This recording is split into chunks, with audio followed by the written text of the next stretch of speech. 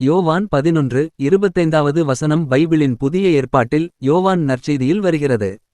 இயேசு இந்த வார்த்தைகளை மார்த்தாளிடம் கூறுகிறார்.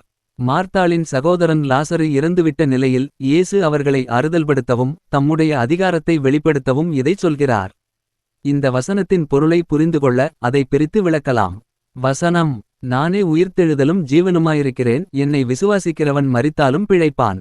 விளக்கம்: நானே உயிர்த்தெழுதலும் ஜீவனுமாயிருக்கிறேன். இயேசு தம்மைத்தானே உயிர்த்தெழுதலின், மரணத்திலிருந்து உயிர்ப்பு மற்றும் ஜீவனின் நித்திய ஜீவன் மூலமாக அறிவிக்கிறார். இது அவருடைய தெய்வீக அதிகாரத்தையும் மரணத்தின் மீதான வல்லமையையும் காட்டுகிறது. உயிர்த்தெழுதல் என்பது உடல் மரணத்திலிருந்து மீண்டும் உயிர்ப்பதை குறிக்கிறது.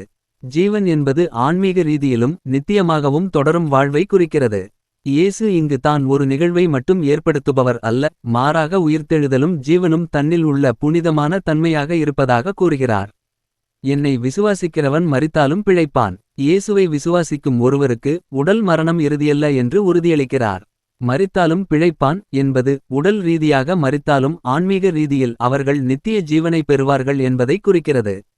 இது கிறிஸ்தவ நம்பிக்கையின் மைய கருத்துகளில் ஒன்று. இயேசுவின் மீதான விசுவாசம் மரணத்தை வெல்லும் சக்தியை தருகிறது. சூழல்: இந்த வசனம் லாசருவை இயேசு உயிரோடு எழுப்பிய நிகழ்வுக்கு முன் வருகிறது.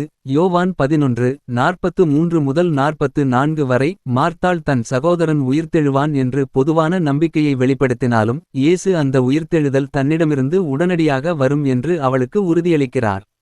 இது இயேசு தான் மரணத்தையும் ஜீவனையும் கட்டுப்படுத்துபவர் என்பதை வலியுறுத்துகிறது. ஆன்மீக பொருள்: நம்பிக்கை: இந்த வசனம் மரணத்திற்கு பிந்தைய வாழ்வு பற்றிய நம்பிக்கையை அளிக்கிறது. விசுவாசம்: இயேசுவின் மீதான விசுவாசம் ஒருவரை நித்திய ஜீவனுக்கு இட்டுச் செல்லும் என்று கற்பிக்கிறது. இயேசுவின் தனித்துவம்: அவர் வெறும் ஆசிரியர் அல்ல, மாறாக ஜீவனை அளிக்கும் தெய்வீக ஆற்றலை கொண்டவர் என்பதை வெளிப்படுத்துகிறது.